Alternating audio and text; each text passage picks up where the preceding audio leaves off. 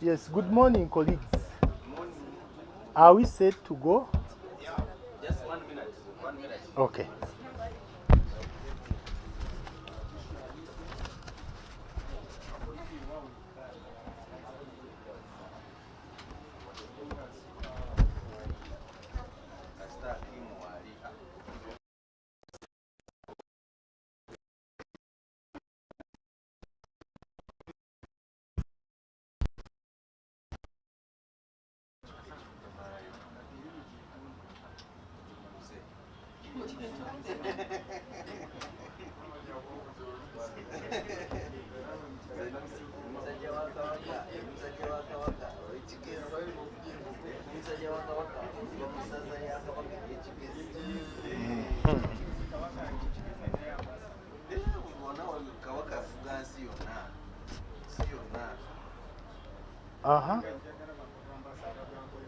Yes, good morning, colleagues.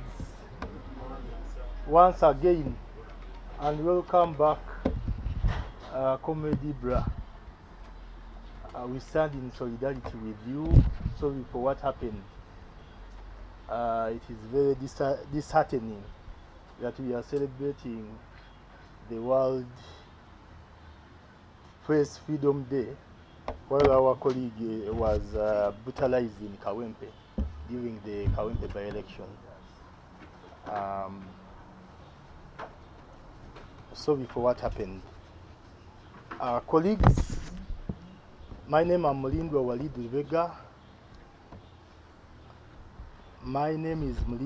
Rubega. I'm the party deputy secretary for publicity in charge of publication and documentation.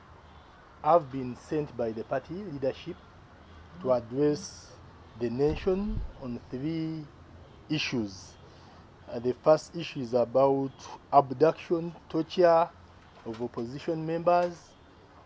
The second item has to do with update on the national voters register, the ongoing update exercise by the Electoral Commission, and lastly, the update on the party internal presidential flag bearer nomination. Without taking any time, allow me to begin the communication from the party with the abduction, torture of opposition members. As you are aware, on Thursday morning, the country was awash with an expose by President Museveni's son, General Muhoozi Kainerugaba, who serves as the country's Chief of Defense Forces, where he confirmed holding the NUP party member and Honorable Kyagulanyi's chief bodyguard, Mr. Sebufu Edward, alias Eddie Mutwe. Days after, he was reportedly abducted in Mukono from a social function he was attending. General Muhoozi confirmed that he was holding him in his basement. This development was followed by a release order issued by the Uganda Human Rights Commission chairperson, the Honorable Mariam Wangadia Mutonyi, the chairperson, that was dated on 2nd May 2025, where she directed the CDF to release Eddie Mutwe from his ungazetted custody. We in the Forum for Democratic Change, we unequivocally condemn the abduction, illegal detention since 27 April 2025 of Edward Sebufu. This brazen display of power highlights the regime's blatant disregard for the rule of law and human rights. Thus, the incommunicado detention is antithetical to Article 28 of the Ugandan Constitution, which guarantees freedom, which guarantees the right to fair hearing, as well as Article 24, which protects the right to freedom from torture, cruel, inhuman, or degrading treatment. It is ironic that the NRM administration, which rose to power, promising to end the extrajudicial practices, now engages in similar practices, similar abuses. This high-handedness and impunity must be met with collective outrage and demand for his immediate release. We in the FDC, we are concerned that Eddie Mutwe's situation is not an isolated incident, but part of the systematic campaign to silence dissent and crush the aspiration of Ugandans clamoring for change and freedom. The detention of Eddie Mutwe is a stark reminder of the persistent human rights challenges in our country. This case echoes previous incidents of arbitrary detention, torture, and enforced disappearances documented in various human rights reports, including the United States Department of State's country reports and human rights practices as enumerated below. One, the disappearance. There were numerous reports of disappearance of government authorities, local media, opposition political parties, activists, and human rights lawyers reported that the military, particularly the chieftains of military intelligence, CMI, and Special Forces Command, SFC, and police continue to hold individuals, often opposition supporters, at unidentified locations without charge. Previously, both the opposition FDC and NUP reported that while an unspecified number of their supporters remained unaccounted for, the security forces continued to randomly detain the supporters without trial. On the 10th of August 2022, the Parliament's Committee on Human Rights reported, according to the Uganda Human Rights Commission figures, 7 opposition supporters remained missing, 5 of whom security agencies detained in 2020 and 2 in December 2021. The Uganda Human Rights Commission reported in June that it investigated the report of 69 disappearances and successfully ordered the release of 64 detainees. Further, the Uganda Human Rights Commission also recommended that Uganda Police Force investigate all cases of enforced disappearances and ensure that the perpetrators be prosecuted. Uganda Human Rights Commission acknowledged a list of 24 persons who went missing between 2019 and 2022 from the opposition on the 5th December 2022, and on 6th December 2022, then Minister for Justice and Constitutional Affairs stated that government instituted a cabinet committee on human rights, which would investigate allegations of disappearance of opposition supporters, but neither the Uganda Human Rights Commission nor the cabinet subcommittee had released their findings in pursuit of the search of the by the end of the year. Then the torture and other cruel, inhuman, and or degrading treatment or punishment and other related abuses. The Constitution and the law prohibits such practices. The law stipulates that any person convicted of an act of torture may receive a sentence of 15 years imprisonment, a monetary fine, or both. The penalty for conviction of aggravated torture is life imprisonment. Nevertheless, There were credible reports. Security forces tortured and physical abuse suspects, and the impunity was the problem. In November 2022, the UN Committee Against Torture stated that it was deeply concerned by the reports that torture and ill treatment continue to be widespread and frequently practiced in Uganda.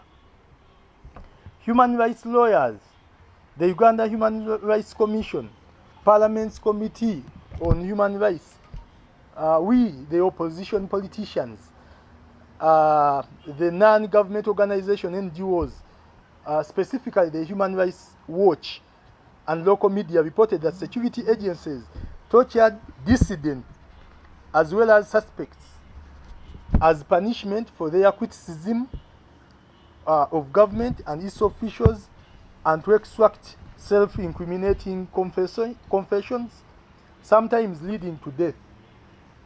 In January 2022, the Uganda Prison Service reported that between 2020 and 2022, it had received 121 suspects in custody who bore injuries on their bodies.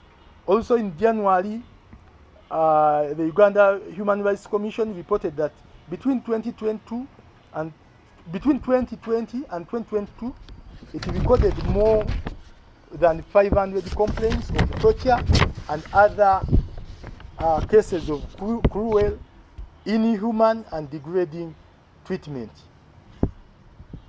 In December 2021, the Special Forces Command officers arrested Satwis and FDC member Kakwenza Lukirabashaija at his home in Kampala. The day prior, Lukirabashaija had tweeted criticism of some members of the Fdc family, describing the president as corrupt and his son, the then Commander Land Forces, General Muhoozi Kainerugaba, as obese and effeminate. On January 11, police arraigned Lukirabashaija in court, and in the absence of his lawyers and family, he was charged. With 2 counts of offensive communication, Lukirabashaija remained in detention until January 2025, when the court granted him bail.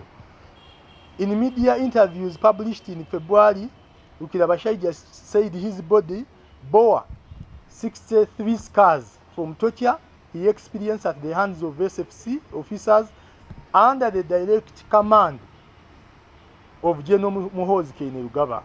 He stated that during his detention, SFC officers deprived him of sleep and forced him to dance, kicked him, beat him with sticks, and on numerous occasions tore off his flesh using a pair of pliers. He said the officers then forced him to appear on camera and record an apology to the president and Kainerugaba. On February 9, Lukirabashaija went into exile when court denied him leave to seek for health care abroad. Not forgetting about what happened to Dr. SJ, who was abducted in Kenya and brought back to in Kampala while breaching travel protocols, as you are aware. In all these cases, impunity has been largely a major problem and has been widespread in the police, military, the prison service, and the executive branch of government. The security forces did not take adequate measures to investigate and punish officers implicated in human rights abuses, especially in incidents involving political opposition members. Authorities encouraged and gave political judicial cover to officials who committed human rights abuses. We in the Forum for Democratic Change demand respect for human rights, dignity, and rule of law. We urge the government to prioritize these fundamental principles and work towards creating a society where citizens can live without fear of persecution or arbitrary detention. The second item has to do with the electoral malpractice in the ongoing voter update exercise. Dear colleagues, members of the fourth estate, our attention has been drawn to the ongoing voter update exercise in preparation for the 2025-2026 general election. The Electoral Commission, as you are aware, released the roadmap, wherein the display of national voters register commenced from the 25th of April 2025, and it is expected to conclude it on the 15th of May 2025. And that means it will run for a period of 21 days. The Electoral Commission is mandated under Article 61, subsection 1, paragraph E of the Constitution of the Republic of Uganda, 1995, and Section 18 and 20 of the Electoral Commission Act, Cap 176, to compile, maintain, revise, and update the National Voters Register on continuous basis, which shall include all names of persons entitled to vote in national or local government election as per Section 18 of the Electoral Commission Act, Cap 176, and further display and compile the updated register in accordance with the Section 26 of the said Act. But it seems the Electoral Commission has fallen short or deviated from that noble duty. The Forum for Democratic Change Party, we wish to highlight the Electoral Commission's recent voter update exercise, which has been plagued by widespread malpractices across the country, severely undermining the credibility of Uganda's electoral processes. As guardians of democratic principles, we feel obligated to condemn these irregularities and call for remedial measures. It should be recalled in the 2016 presidential election petition of Amama Mbabas versus Attorney General, it emphasized the ruling of the Supreme Court. It emphasized that elections are a process, not an event.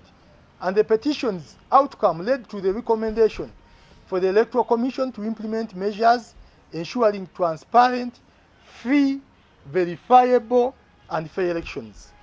The FDC is further concerned about the exclusion of over 620 polling stations nationwide from the ongoing voter update exercise.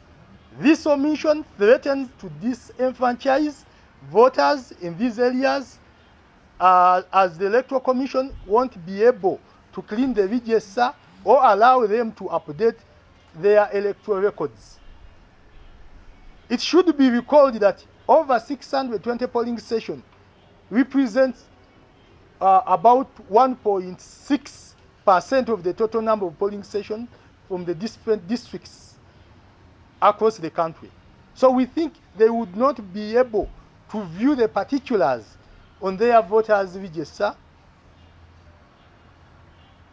as of Friday. That is the day when the process will elapse. And that the Electoral Commission claimed that those areas had technical issues that emerged during the production of the segregated data.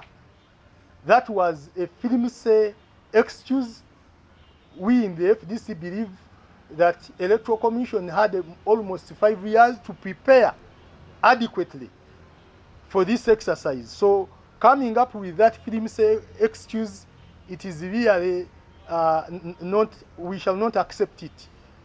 We view this as a criminal negligence on the part of the Electoral Commission, which produced a comprehensive roadmap almost 2 years back, and Parliament approved the resources to implement this roadmap, and even in a phased manner. How could they fail to handle this noble exercise. We are further concerned about the fictitious and fraudulent inflation of electoral register. We have registered widespread concerns from our party leaders, members, and supporters, as well as well-wishers, that the inflation of register was done under the watchful eye of the Electoral Commission officials in various districts, working in connivance with the NRM functionaries.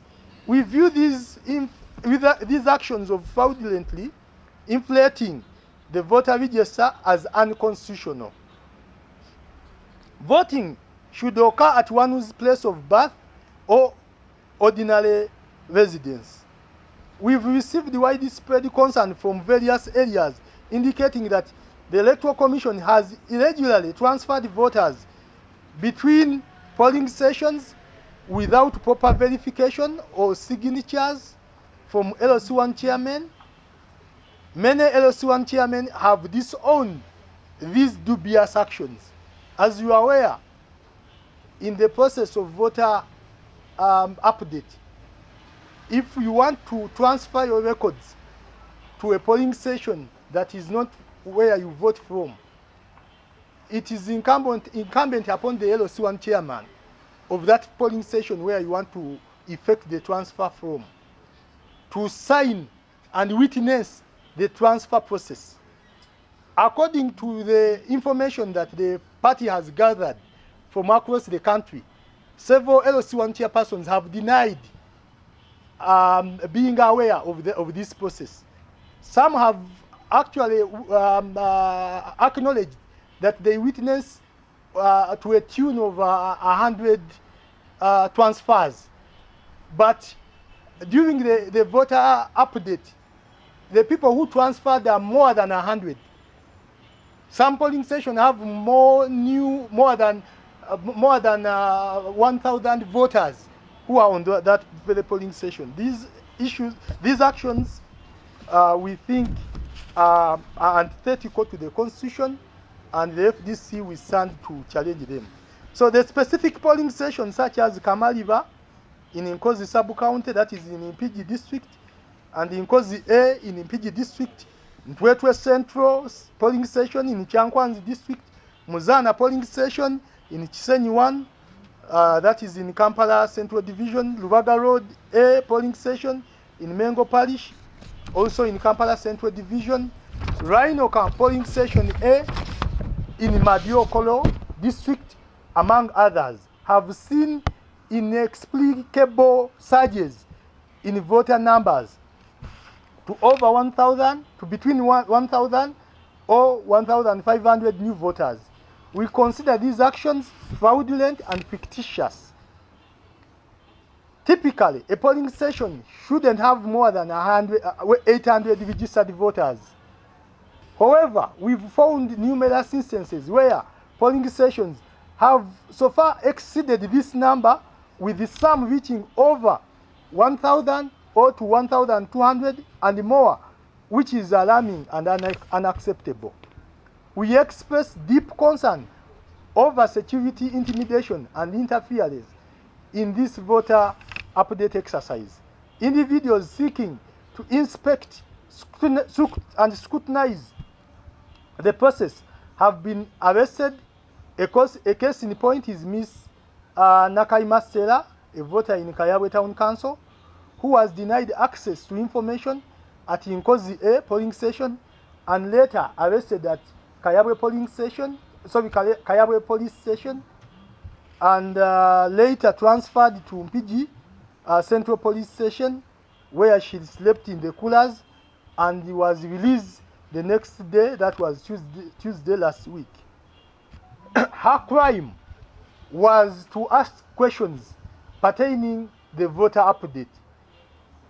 How the register, the number of voters skyrocketed from 400 that voted in 2021 to over 1,000 new voters in this new voter exercise. So the Electoral Commission officials at Nkozi A polling stations decided to invite police to come and arrest this young lady, and she was later taken to Mpigi police station, as I have informed you. Ladies and gentlemen, this is a blatant violation of the law under Section 25, subsection 1 of the Electoral Commission Act. The voters' roll for every constituency has to be open to inspection by the public and free of charge, and it has to be available at the sub-county headquarters and at each polling station within a constituency. That is the law. The essence is to make it a people-centered exercise, and therefore it defeats the logic that the number of voters were barred from inspected. A number of voters were barred from inspecting and scrutinizing the voters' register.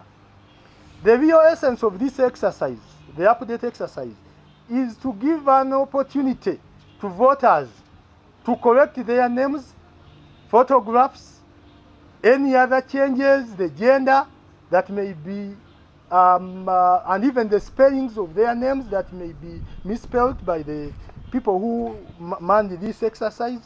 And it also helps to identify the dead to be removed from the voters' register. People who are underage, that is below, who are below 18 years, if they appear, and those who have shifted, or those who may appear in the register.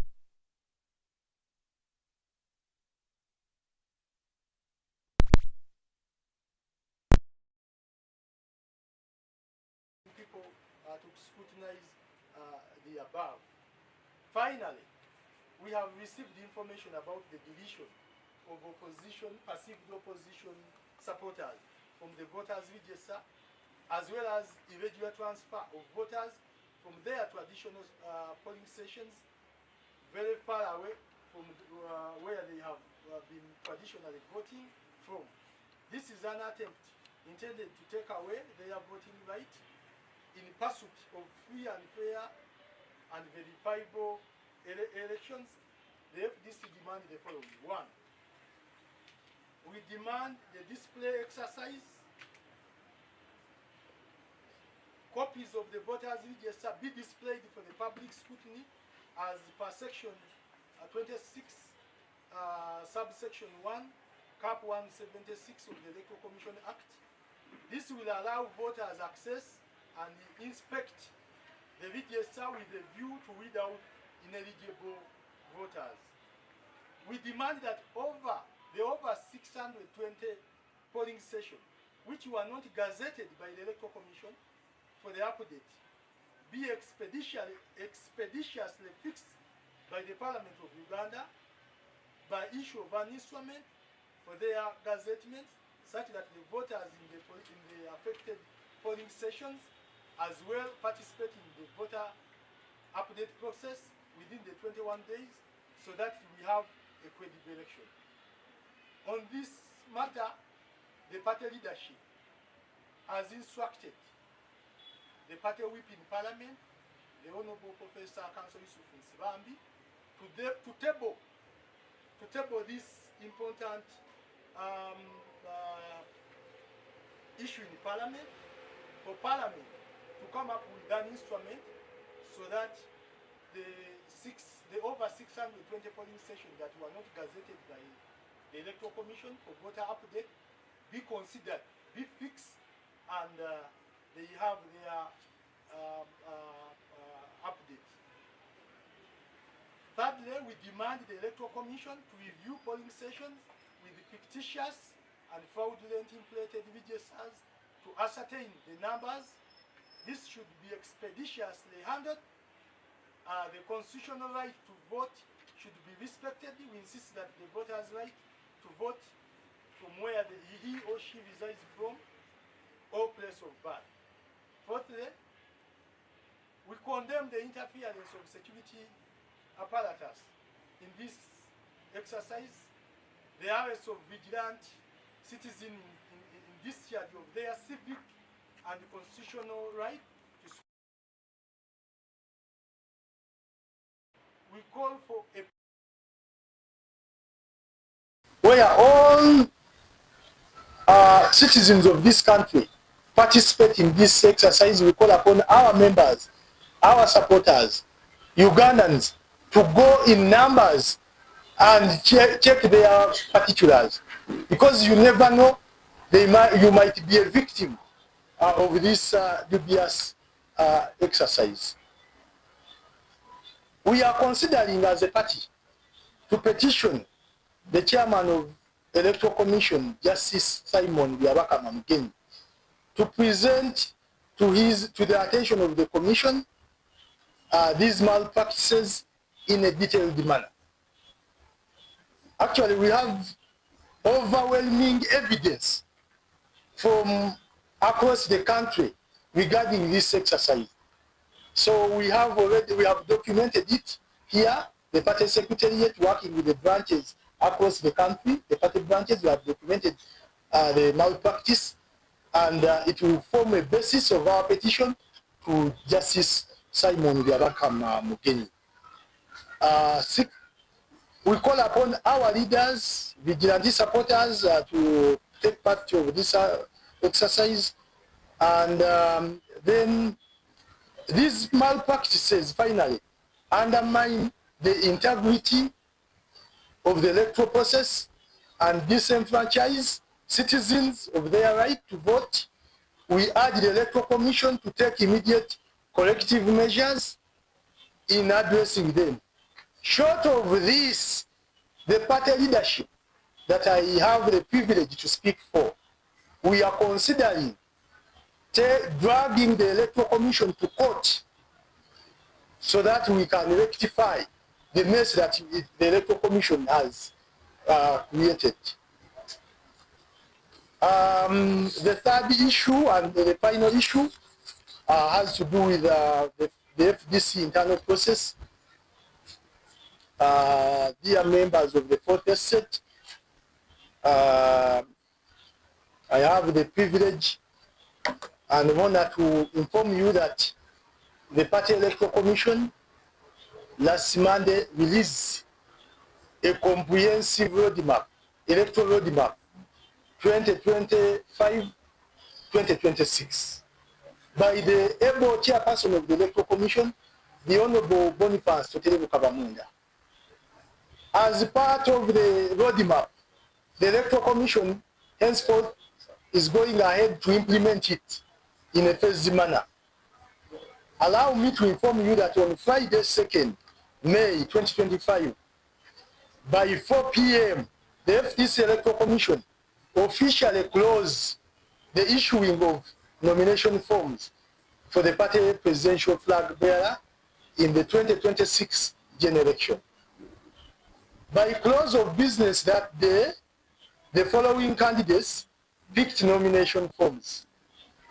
One, Mr. Bumba Elines, the Honorable Engineer Patrick Amuya Toboy. 3, Mr. Masiko Dan. 4, the Right Honorable Nathan James Nandala Mafari. 5, Mr. Usama Semogere. 6, Mr. Malinga Gerard.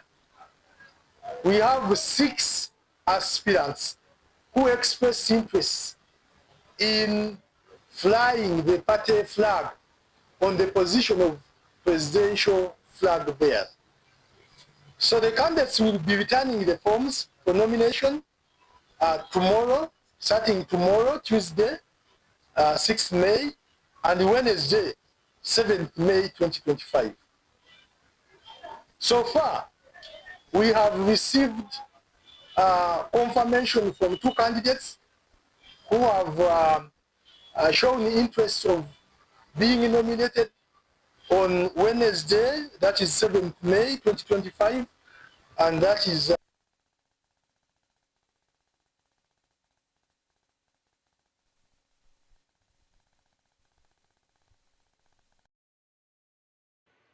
pitch camp here to nominate officially those candidates. They picked expression of interest forms. That means they will return them with all the requirements as per our guidelines.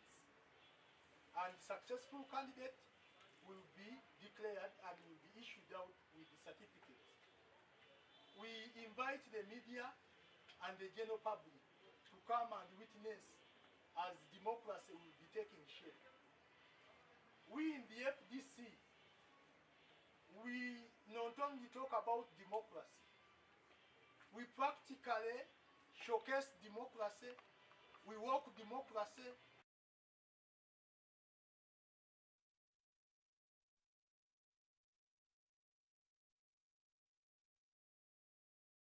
To ourselves internally. Showcase you tomorrow, democracy will happen tomorrow, starting with effect tomorrow and onwards. So we invite you, members of the Fourth Estate and the general public, to come and witness democracy taking shape in the Forum for Democratic Change Party. The candidates, the nomination, after the nomination of candidates, the candidates will undergo a vetting process and a public debate, and then campaigns will happen thereafter. Later in July, the Party National Delegates Conference will sit, and that is specifically on Thursday, 31st of July, 2025. We shall sit the Party National Delegates Conference, that is the top organ, the apex organ of the party, to decide on the six the candidates who will have who will be successful in returning the nomination forms. So we shall sit as a party to determine who will carry the party flag in the next year's presidential elections. So we have a process, an elaborate process, from picking for nomination forms, nominating candidates, vetting process of candidates, public debates, campaigning, cleaning of the voters register, that is the delegates list, and then the National Delegates Conference to determine the flag bearer. So there is no democracy that happens in any other party in Uganda other than the Forum for Democratic Change. So with that, allow me to invite questions before I switch to Uganda. Let us do Uganda. Sombadde mulambu ekimala bwe bangambye mwende mu lulimi lwaffe olunabuzi. Okay.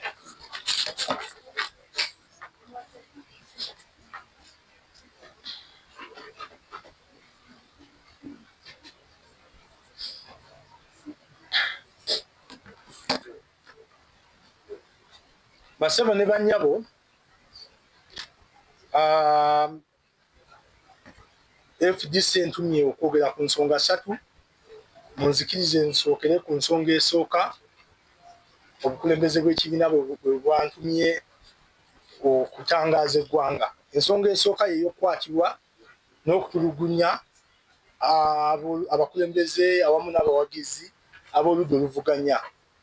Nga bwe mukimanyi, ku lunaku olwokuna ku mutimbagano ogwa X ogwali gumanyiddwa nga Twitter ogwa mutabani w'omukulembeze w'eggwanga General Muhoozi Kainerugaba, yafulumya obubaka nga bugoberezeddwako ekifaananyi ekya akulembera ebyokwerinda bya omukulembeze wa NUP ow'ekitiibwa Robert Kyagulanyi Ssentamu, omwami oyo amanyiddwa nga Eddie Mutwe oba Edward Ssebuufu, nga ekifaananyi ekyo kyali kiraga omuntu atulugunyiziddwa era nga asaliddwako enviiri awamu n'ebirevu, era nga kino kyagoberera okukwatirwa okwa mukulu Ssebuufu ono emukono ku mukolo gwe yali agenza okwetabako, era General Muhoozi ono n'atukakasa ku mutimbagano gwe kiyali akuumye mwami Ssebuufu mu maka ge, wansi mu maka ge. Ffe ekibiina kya FDC twagenda okulaba nga ssentebe w'akakiiko akalera eddembe ly'obuntu omukyala Mariam Wangadya Mutonyi afulumize ekiragiro ekyokuta mukulu Eddie Mutwe na buli kati ekyanaba kuteekebwa mu nkola kyenyamiza ng'ekibiina kya FDC tuvumirira nesekuvumirira effujjo ebikolwa ebyenge ebikolwa ebyekabyo ebikoleddwa abakulembedde gavumenti eno naddala ennyo aduumira amagye ag'eggwanga mukulu muhoozi Kainerugaba olw'okukwata mukulu Edward Ssebuufu kyetulowooza nti kyali kirengeza enkola egoberera amateeka nga kiyisa olugaayu mu kawaayiro namba 28 aka ssemateeka w'eggwanga akawa eddembe omuntu okubeera nti alina eddembe okuwulirwa kisinga gavumenti erina omuntu gwe yeemulugunyako nti alina ebikyamu oba mbyone gwe yakola yali ateekeddwa okutwalibwa mu mbuga z'amateeka n'avunaanibwa then omukono gw'amateeka ne gusobola okubeera nti gulamula. So era FDC twenyamira nti ekibiina kye bayita NRM bwe kyali kijja mu buyinza kyali kyogera lumye nti kyajja okudibya enkola ey'abakulembeze bamusiba mu bbwa nga Bamiini ne Obote ne Lutwa abaali bawamba abantu nga tebawezeseddwa. Kakati olwaleero kitwenyamiza nti ebyabalwanya ku luli kakati ate bye bikomyewo, kubanga olwaleero tugenza okulaba nga mukulu Eddie Mutwe akyakuulirwa mu bifo ebitamanyiddwa mu mateeka nga tannaba kuwozesebwa okuva bwe yasibwa ng'ennaku z'omwezi 27 April omwaka guno. So ebintu bingi nnyo ebigenze mu maaso nga bwe mumanyi ebinyigiriza eddembe ly'obuntu tebiri ku Eddie Mutwe yekka, bituuse ku bantu bangi nga mujjukira Kakwenza Lukira Bashaija yakwatibwa n'aggalibwa n'akolebwako effujjo ng'era omusango ogumuvunaanwa nti yanyiiza mutabani w'omukulembeze w'eggwanga era n'atwalibwa mu kkooti oluvannyuma ng'amaze okkubwa ng'alina ebiwundu oluvannyuma ne yeemulula kati ali bweru w'amawanga. So ebikolobero bingi nnyo ebikoleddwa ku bannayuganda mbyone tujjukira Dr. Kizza Besigye enkwatibwa gye yakwatibwamu eyakifa Mukoko bwe yakwatibwa e Nairobi mu Novemba w'omwaka oguwedde ng'agenza okwetaba mu kutongoza akatabo k'omukyala Martha Karua n'engeri gye yakunguzibwamu okukomezebwawo mu ggwanga.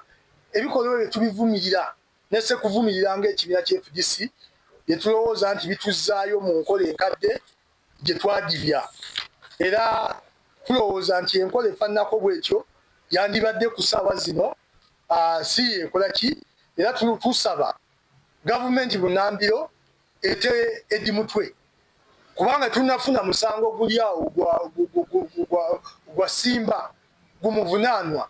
N'olwekyo bw'abanga talina musango gumuvunaaniddwa poliisi yamweganye temulina ate nga yeyandibadde oba oli awo ewa etukakasa nti ye mulina kakyegeeza talina musango. Tusaba Eddie Mutwe ateebwe asobole okufuna eddembe lye awamu n'eddembe ly'obuntu lisibwemu ekitiibwa. Ku nsonga ey'okubiri ensonga ya mbyone eyeetobese mu kuddamu okebera enkalala z'abalonzi okwetoolola eggwanga. Ekibiina kyaffe ekya FDC tukwatibwako ku lw'ensonga eno egenda mu maaso ey'okuddamu okukebera enkalala ezatandika ng'ennaku z'omwezi 25 omwezi ogwokuna era ng'esuubirwa okuggwa ng'ennaku z'omwezi 15 omwezi guno gwennyini ogwokutaano. Ng'enteekateeka eno egenda kutojjera okumala ennaku 21 nga ssemateeka afuga akakiiko k'ebyokulonda bw'alagira. Nga bwe mukimanyi akakiiko k'ebyokulonda ke kalina obuvunaanyizibwa wansi w'akawaayiro 61 aka constitution y'eggwanga ke kalina obuvunaanyizibwa okutimba enkalala ez'abalonzi okubeera nti abantu bamanya okukebera ebibakwatako n'okubeera nti basobola okubeera nti bafolowinga okutereza ensobi obaolyawo ezikoleddwa mu kakiiko k'ebyokulonda. N'ekibiina ky'ebyobufuzi ekya FDC tulina nga tuwuliziganya n'abakulembeze baffe abali ku mitendera egya disitulikisi n'amagombola n'ebyalo okwetoola eggwanga. Batuweereza amawulire ag'ennaku aganakuwaza nga akakiiko k'ebyokulonda nga kayambibwako ebitongole by'ebyokwerinda awamu ne bannakigwanyizi ab'ekibiina kya NRM ekifuga eggwanga beenyigidde mu mbyone ow'okutigaatiga alijesse y'eggwanga wakati mu mbeera mukobaane ery'okwagala okubba obululu kuba enteekateeka y'okubba obululu etandika na lijessa. So bannaffe ab'NRM enkoko bagikwasiza mumwa okusobola okubeera nti banyaga bannayuganda, naye ffe batusanze tulaba era munzikirize nyanjule enteekateeka n'evvulugu eyetobese mu mbeera efaana bweki bana FDC gye basobodde okututuusaako. Bana FDC bategeezezza nti wabaddewo enteekateeka ey'okubeera nti akakiiko k'ebyokulonda bwe kaali kateekateeka okulangirira oba okutimba enkalala ez'abalonzi okwetoola eggwanga, tekalangiridde ebitundu ebirondebwamu 620 okwetoola eggwanga lyonna. Era akakiiko k'ebyokulonda kazze n'ensonga gye tulowooza nti yakijega ey'okutugamba nti bwe babadde bakuŋŋaanya ebikwata ku polling stations oba ebifo ebironderwamu ebyo 620 waliwo ebintu ebimu bye bataabadde nabyo, so ne basaba nti ezo zo zirekebwe zidde ku bbali basobole okugenda mu maaso ne polling stations endala ezisukka mu mitwalo 600. So ffe ng'ekibiina ky'ebyobufuzi ekya FDC tetuli bamativu n'enteekateeka eno kubanga polling stations zino bw'ozigabanyaamu zikiikirira ebitundu 1.6 ku buli 100 mu bitundu by'okulonda mu bifo by'okulonda okwetoola eggwanga lyonna. Era tulowooza nti obutatimba nkalala mu bifo 620 okwetoola eggwanga lyonna oba ommye omukisa abalonzi abali mu bifo ebyo okugenda okukebera enkalala ezo okusobola okubeera nti bakakasa bwe balondera bakakasa ba mu nkalala mwe bali, bakakasa oba mu nkalala tebataddeemu bafu, bakakasa oba nti mbyone yenna akoleddwa ng'okwongeza okuteeka emizimu mu nkalala zino nti tegiriimu. So tulowooza nti akakiiko k'ebyokulonda n'ab'ebyokwerinda n'ab'NRM bakikoze mu bugenderevu okubeera nti ebifo bino bannayuganda tebafuna mukisa kugenda kebera kubeera nti bakakasa ebiri byona ali mu bifo bino. So tukivumirira ne sekuvumirira tetulowooza nti Parliament yayisa budget okusobola okuwanirira esukka kumpi mu buwumbi 600 okuwanirira omulimu guno ogw'okulonda Electoral Commission gwerimu. Ate tujjukira bulungi nti akakiiko k'ebyokulonda emyaka 2 egiyise kayisa enteekateeka sejjoloola ey'okulonda engazi. Kakati twewuunya nti akakiiko k'ebyokulonda akabadde n'emyaka 2 okwetegeka okumala kajja katya okutuukinaggukirako kikasobodde okubeera na nteekateeka emala ematiza okubeera nti ebifo 620 tebisobodde kubeera nti bigazeetingibwa okusobola okubeera nti abantu bagenda okukebera ebibakwatako. So ekyo kyennyamiza tukivumirira.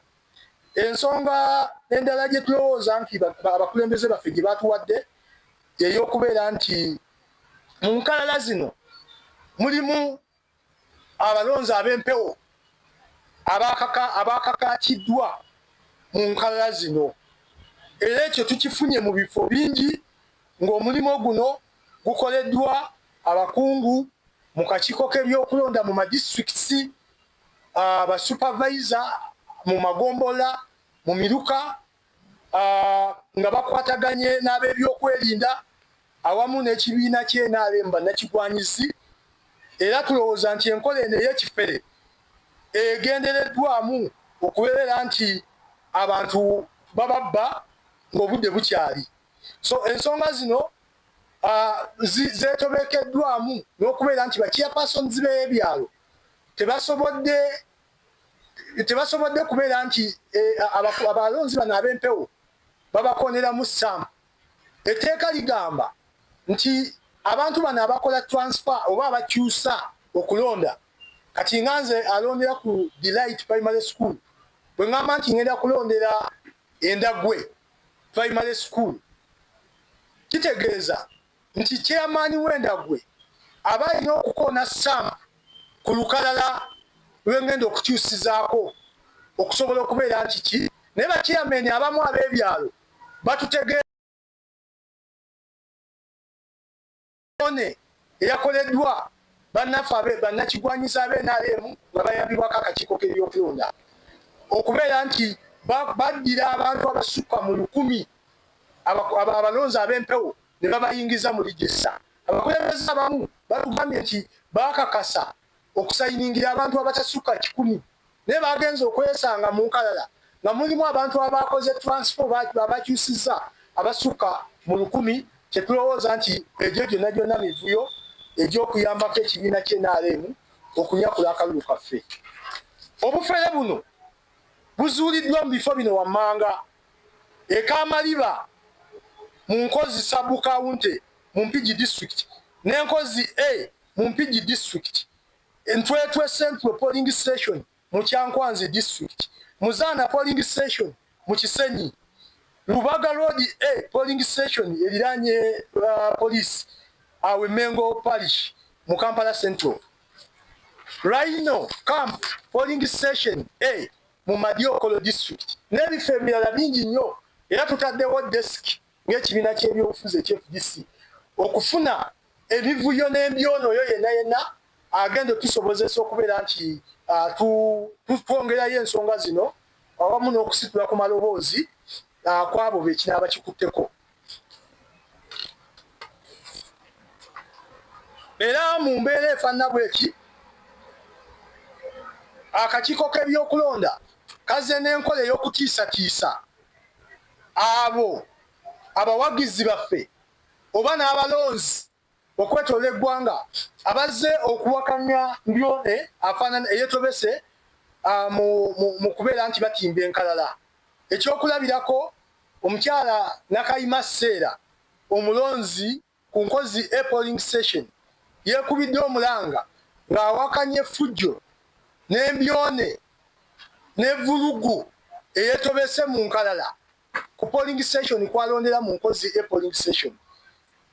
Bwe yawakanyiza obungi bw'abalonzi obuli ku nkalala okwo n'abafu bwe baatiikinze nti abo balamu bajja kulonda ng'akimanyidde ddala nti abamu bagenda na bbaaliza lumbe, akakiiko k'ebyokulonda baayise mangu bukubirire poliisi ey'omu kitundu ey'Ekayabwe eyazze n'emuggalira. Oluvannyuma abantu bwe beekumyemu omuliro ne bawakanya okukwatibwa kw'omukyalo ono abantu b'Ekayabwe.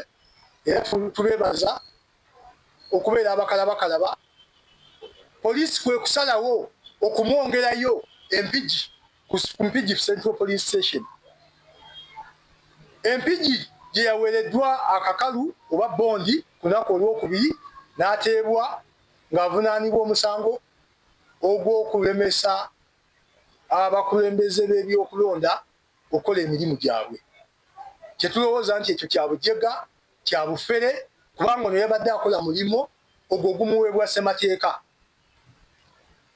Bassebo ne bannyabo, enkola efaanana bw'etyo tulowooza nti emenya ennyingo 25 eya ssemateeka w'eggwanga afuga akakiiko k'ebyokulonda egamba nti enkalala z'okulonda zirina okutimbibwa mu constituency nga zitimbibwa ku buli kyalo, ng'obuvunaanyizibwa bw'okutimbibwa enkala ezo be bantu okujja okukakasa oba temuliimu bantu bataweza myaka bali wansi w'emyaka 18 oba temuliimu bafu oba temuliimu abantu abatategerekeka abali ku nkalala, oba oliawo n'okukakasa abantu erinnya lyo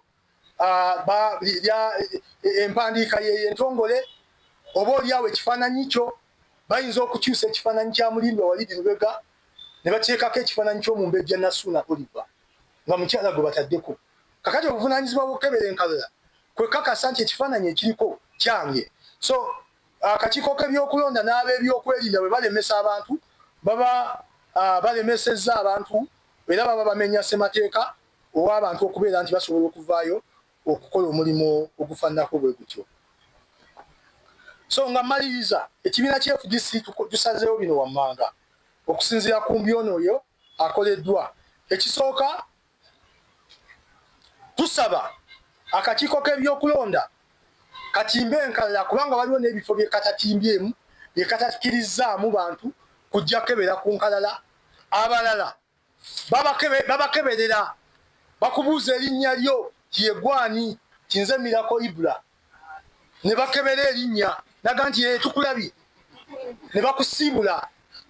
Obuvunaanyizibwa bw'okebera enkalala gwe mwennyini kujja busimbalaala n'okebera erinnya lyo busimba piida n'okakasa nti gwe Mirako Ibra naye so si kutegeerera.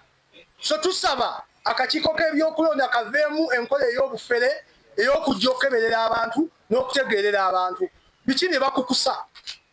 Ekyokubiri, twagala ng'ekibiina ky'ebyobufuzi ekya FDC ebitundu bino ebirondebwamu 620 ebitabadde gazetted oba ebitatongozeddwa okusobola okubeera nti abantu bagenda okubikebera, akakiiko k'ebyobwebyo Paalamenti etuule bukubirire esobole okubeera nti eyisa kye bayita instrument ekaka akakiiko k'ebyokulonda okufulumya ebitundu ebyo bisobole okubeera nti bitimbibwa, abalonzi abali mu bitundu ebyo basobole okugenda okwekebera. Ku nsonga eyo wammanga, ekibiina ky'ebyobufuzi ekya FDC obukulembeze bwawadde obuvunaanyizibwa nampala waffe mu Paalamenti Oweekitiibwa ennyo Kanso Yusufu Nsibambi aleete ekiteeso kino ku fulo ya Paalamenti akyanje Paalamenti esobole okubeera nti ereeta instrument ekaka akakiiko k'ebyokulonda okugenda mu maaso okubeera nti batimba ebivudde mu kulonda ebifo bino abantu basobole okubeera nti bamanya we bayimiridde mu kulonda. Era FDC twagala akakiiko k'ebyokulonda kaddemu keekenneenye enkalala omuli empewo. Abalonzi abavudde mu kulonda okuwedde okugeza polling station nga ey'Ekamaliba gye njogeddeko ey'Empigi, mu kulonda okuwedde yalina abalonzi 240. Mu kulonda kuno erina abalonzi 1,400 ekyakirizibwa na mu mateeka kuba etteeka ligamba polling station tejja kusukka bantu 800 neno polling station emu erina abantu 1,400. Bakoze obufere ne beerabira ne limiti wabe balina okukoma. So tusaba akakiiko k'ebyokulonda kaddemu keekenneenye empewo eyakoleddwa esobole okubeera nti eva muri Gesa. Tuvumirira era tukolimira abakulembeze b'ebyokwerinda abagufudde omugano okubeera nti bataataaga bannansi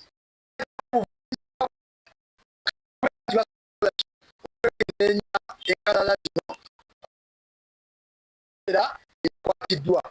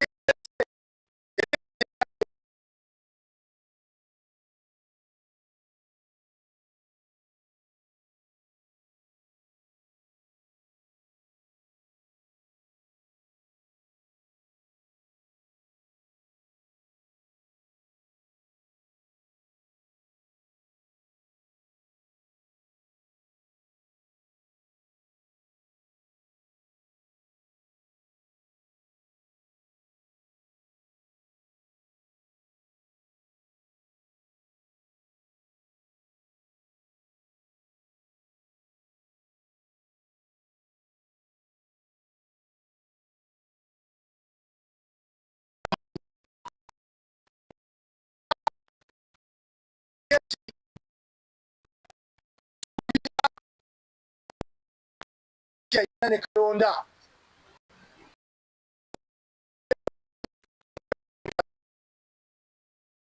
kana mu mbuga z'amateeka nga tukavunaana criminal negligence n'okulagajjalira emirimu gyako nga ssemateeka njogere ku nsonga esembayo y'ensonga ya okulonda okw'omunda okw'ekibiina kyaffe eky'FDC ne bannyabo kinajjukirwa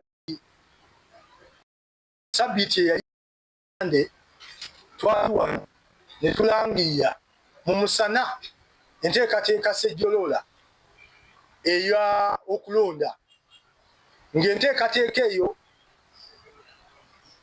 egenda kutambula okuva 2025 okutuuka 2026 ng'egenda kutolontoka bweba train egenda kutolontoka kumpi emyaka 2 nga tuyita mu process y'okulonda ng'ekibiina ng'akakiiko akafuzi ak'ekibiina bwe kagiyisa era omukulembeze waffe ow'akakiiko k'ebyokulonda ow'ekitiibwa Boniface Seterebuka Bamwenda yajanja enteekateeka eno nina essanyu okubategeeza titwatandiseeko kaweefube ow'okugissa mu nkola nga bwe kigenda okulambikibwa wano wammanga okugeza olunaku lwokutaano nga 2 May 2025 ku ssaawa 10 ez'akawungeezi akakiiko k'ebyokulonda kakomekkereza enteekateeka ey'okugaba empapula ez'abo abeegwanyiza entebe ennene ennyo ey'obwapulezidenti bw'eggwanga abaagala okukwata bendera ku ntebe ennene ey'obwapulezidenti kwolwo twakomekkereza era abantu bano wammanga be bajja ne batwala empapula nga beegwanyiza mwami Bumba Ernest ow'ekitiibwa Engineer Patrick Amulia Toboy mwami Dani Masiku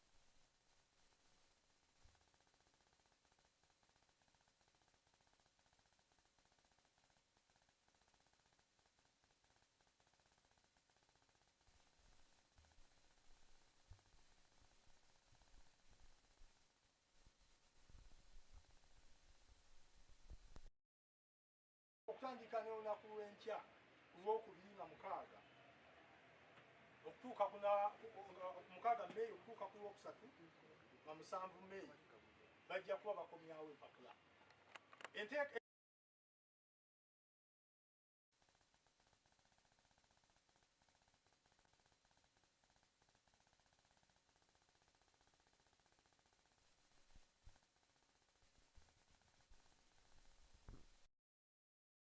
abakristu bwe bagamba beba bagenda okutongozebwa ow'ekitiibwa Toterebuka Bamwenda n'akakiiko ke era bajja kuweebwa certificate ebakakasa tibakandidate abagenda okuvuganya ku ntebe ennene ey'obwa pulezidenti.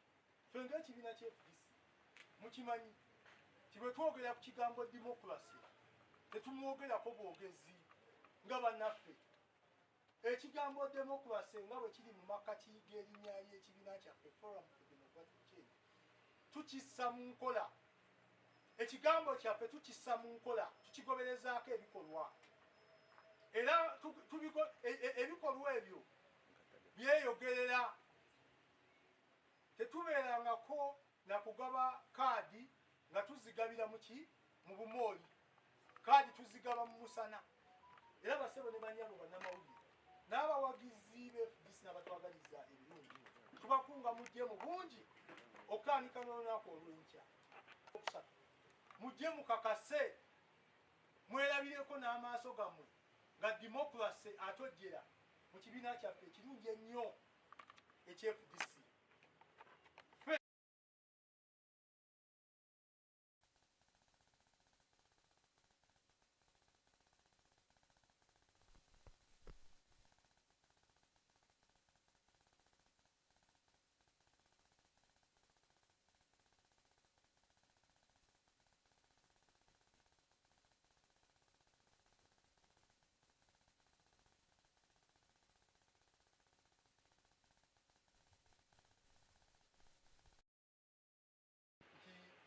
balangiride kibajja okwewandiisa ku lunaku olwokusatu nga yowekitiibwa ennyo inginiya Patrick Amria Tubol Senkagale waffe FDC awamu ne ssaabawandiisi w'ekibiina kyaffe owekitiibwa ennyo ne Ethan Nandala Mafaali baalaze nti olunaku olwokusatu bajja kujja omu ajja kujja ku makya okusinzira akakiiko k'ebyokulonda ennaku ze babuukinze mulala ajja kujja kawungeezi mu mutuntu okusobola okubeera nti bawandiisibwa bajje batuuke bubeefuke abalonzi basalewo era njalo bategeeza nti bwe banaaba bamaze okwewandiisa akakiiko k'ebyokulonda ak'ekibiina kyaffe FDC kagenda kusunsula kagenda kwekenneenya bakandesi abo oluvannyuma kajja kugenda mu maaso n'okubaganya ebirowoozo okw'olwato era mwena tujja bayita mujje mulabe debate nga bakubaganya ebirowoozo ate oluvannyuma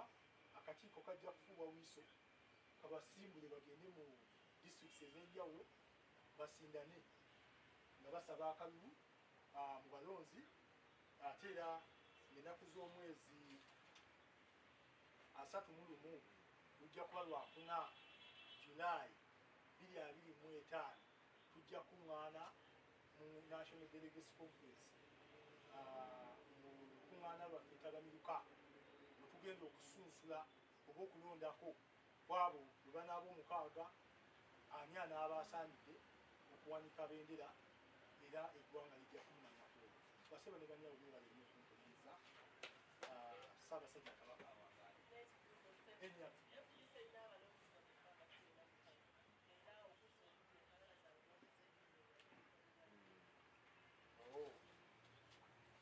ekibiina kya FDC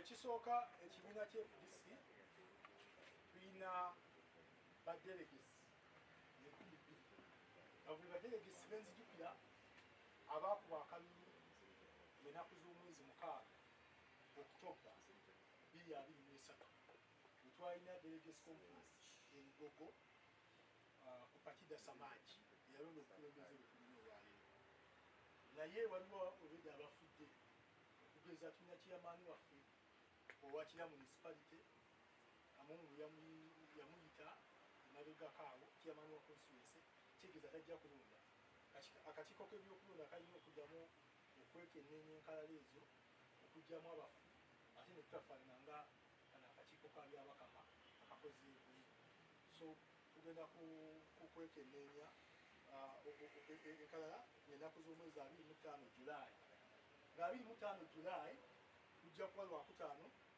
enkalala ezo zijja kwekenneenyezebwa tuggyemu abafu tusigazemu abalamu era tujja kuba akakiiko k'ebyokulonda kajja kujja wano kabanyonyola balonzi ki era bameka abanaaba bagiddwamu mu prosesi y'okukiriminga enkalala tuyita ba agents baabo bonna abavuganya ne babeera wamu n'akakiiko k'ebyokulonda nga bava linnya ku linnya so enteekateeka ebeera ekkiriziganyiziddwako era kyekinaaba kikiriziganyiziddwako etujja obbangirira neggwanga okutwaliza ku nsonga ya mwami byabakama okubeera nti atutte enkalala ezo ekyo tukikubira mu ngalo era gwe mulanga bwe tubadde tukola ki kubanga ekyo twakivumirirawo olunaku lwe yakirangirira kikiribwa ekityo kubanga obwo bwali yali alagajjalidde obuvunaanyizibwa bwe mwami byabakama asasulwa omusaala okukola omulimu ogwo bw'aba tagutuukiriza aba yeetaaga bwetaazi kuwummula netufuna ssentebe omupya kubanga asasulwa yajja ne puroguramu yeetegekera omulimu guno emyaka 2 emabega tetumusuubira kubeera nti aguddemu sitooku yonna so ekyo waba akikoze ekyo kirungi nnyo era tusaba ne bino byonna ebirala n'embyono eyeetolese mu kuddamu okulangirira enkalala azitereeze tusobole okubeera n'enkalala ez'amazima n'ebyenkana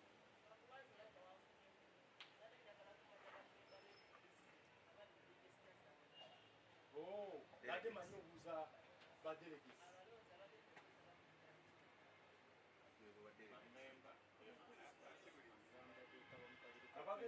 akaluko wa president bili ali mukaga ku saawa zino bamemba bawandisibwa mikutu gyaffe emitimbagano kati lwenjogere waliwo kati abayingiddewo ekyegeza buli dakiika tuyingiza bamemba naye as of last week bwe twabadde tukebera mu data tulina bamemba abasukka 17,000 abeewandisizza bamemba bawukana ku bawagizi oli asobola okubeera omuwagizi yesapoota najja nanonda naye memba byoyo akuta 5,000 najja n'ayingiza ku mutimbagano kuba tulina prosesi kati yaku mutimbagano n'afuna kaadi era naffe ne tumufuna muki mu records abo tulina 17,000 so abawagizi bo tulina bangi era tukubiriza abawagizi baffe bagraduatinge bafuuke bamemba tusobole okubeera ne bamemba abaki abangi niweddeyo mwebale nyo mwebali ddala okutuwuliriza